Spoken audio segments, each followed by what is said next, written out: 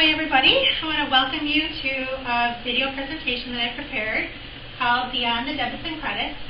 This is for my class that I'm taking to get my master's degree in Adulthood and Development. It's ADE 610. First, I'd like to start by telling you a little bit about myself. My name is Sue Mancuso. I'm the Associate Vice President of Finance here at People Incorporated. And I gathered you here today to talk to you about our management philosophy at People Inc. in the business process.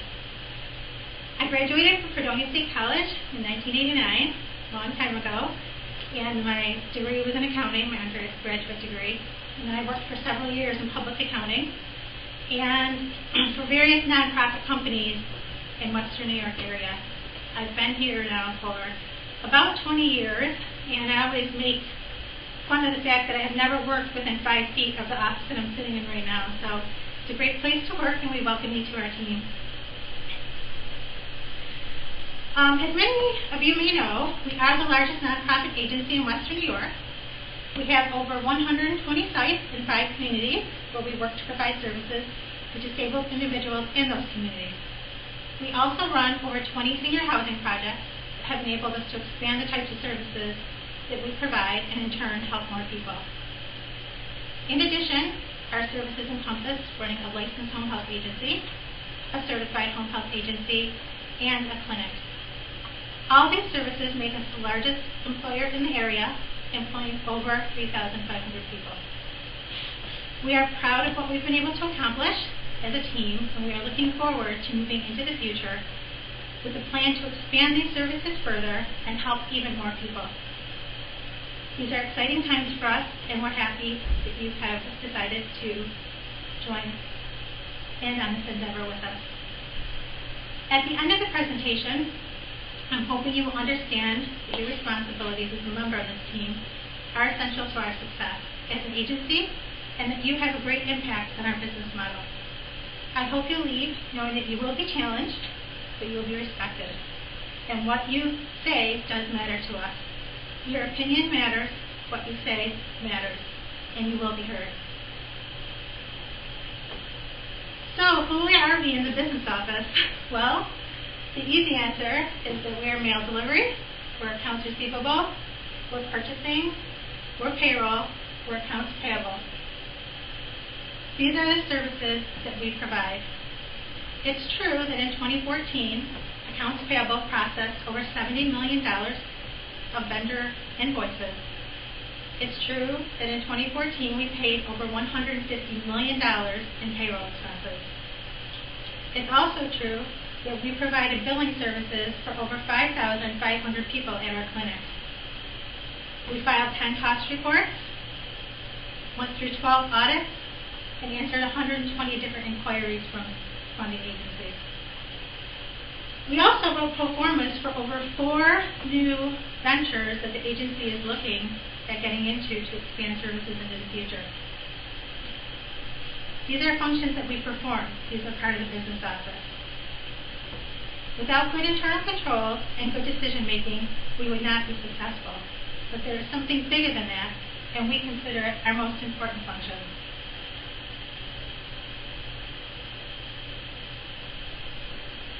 Customer support for our agency. We provide customer support for our agency. The business office is a support department of the agency. Everyone that is employed here is our customer. Taking the time to listen, learning to listen, and providing support to these employees is something we want our managers to see as their #1 priority.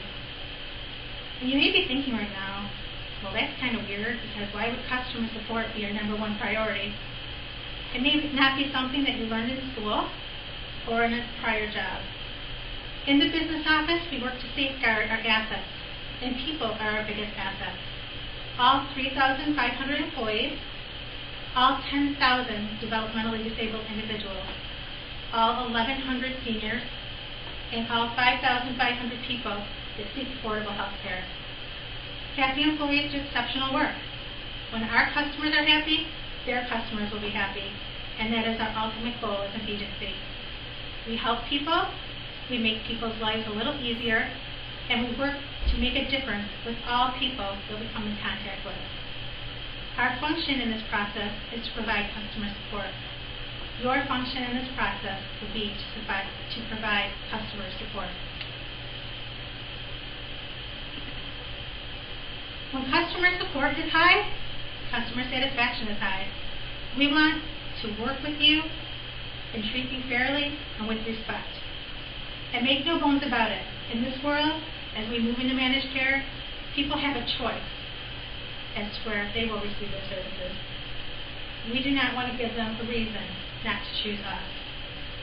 And you may be thinking, well, what about the finances? Aren't the debits and credits important? And as I said, finances, they are important. They're super important. And I don't want to minimize that when I'm talking to you. Your job will encompass paying attention to the details. It will be a truly important service to make sure that everything is accounted for. These functions ensure the continuing operations of the agency. They ensure good decision making by our board of directors and our senior management team. And they provide accountability to our funders, which without we couldn't provide any services to anyone. They allow us to get financing from the bank and to pursue new ventures.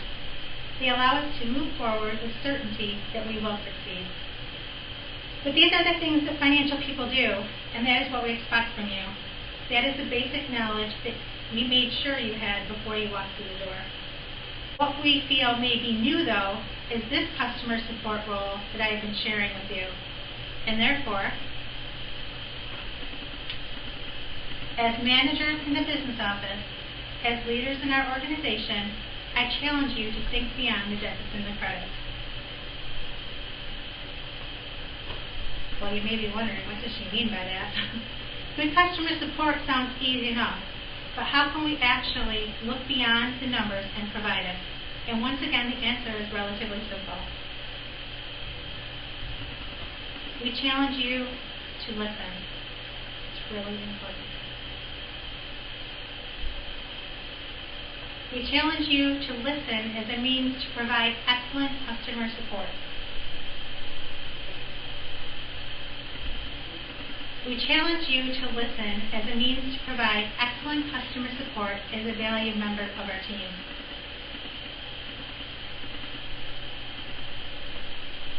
And let me talk to you a little bit more about listening. Why? Because paying attention matters. Hearing is a physical process, but listening is a learned skill.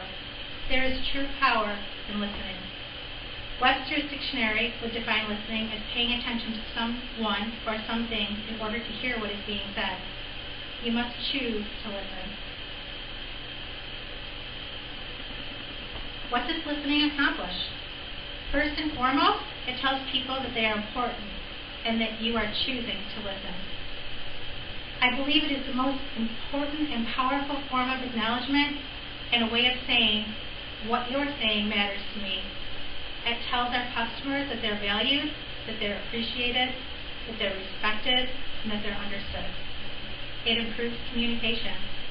It makes people comfortable in asking for things that they need to provide their exceptional customer service to the individuals that we serve, which is our mission as an agency.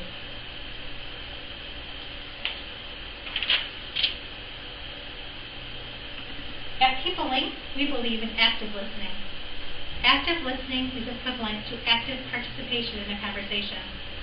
Active listening requires that you hear what people say, that you stand alertly, that you maintain eye contact, and that you concentrate on what is being told to you in order to provide an appropriate response. When clarity is needed, you need to ask a question.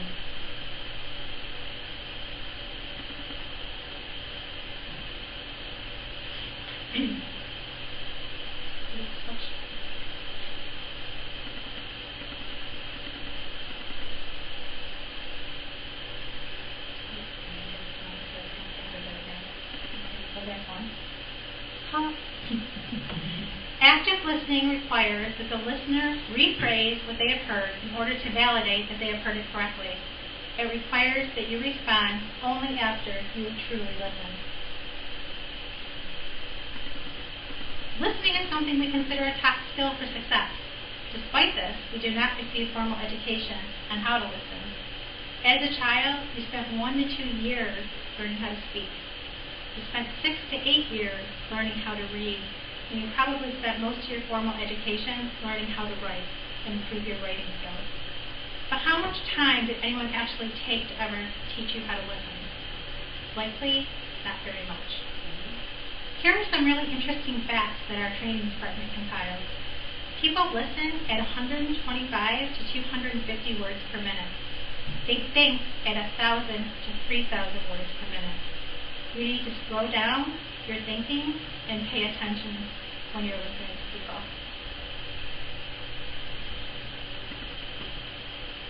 75% of people claiming to be listening are distracted or preoccupied while doing so. Distractions are all around us and should be minimized. Other barriers to listening include people believing that hearing and listening are the same thing, uninteresting topics, speaker delivery, external direct distractions, and mentally preparing a response before someone's finished talking. Personal concerns, personal bias, language, and culture are also barriers to listening. And as a manager, you need to recognize bad listening habits and address them with your staff. Criticizing the speaker, letting emotional words block people's messages, and being disrespectful cannot and should not be tolerated.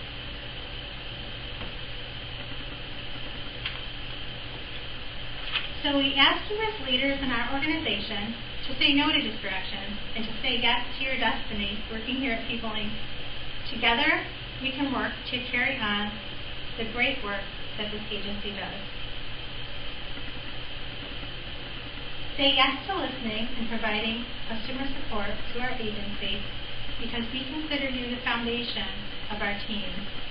The managers and the management staff here and the leadership has brought our agency a long way in the last 40 years, and we're looking forward to working with each of you to bring us into the future. So thank you very much for listening. These are the people and the sites that we've used to compile this information. Thank you.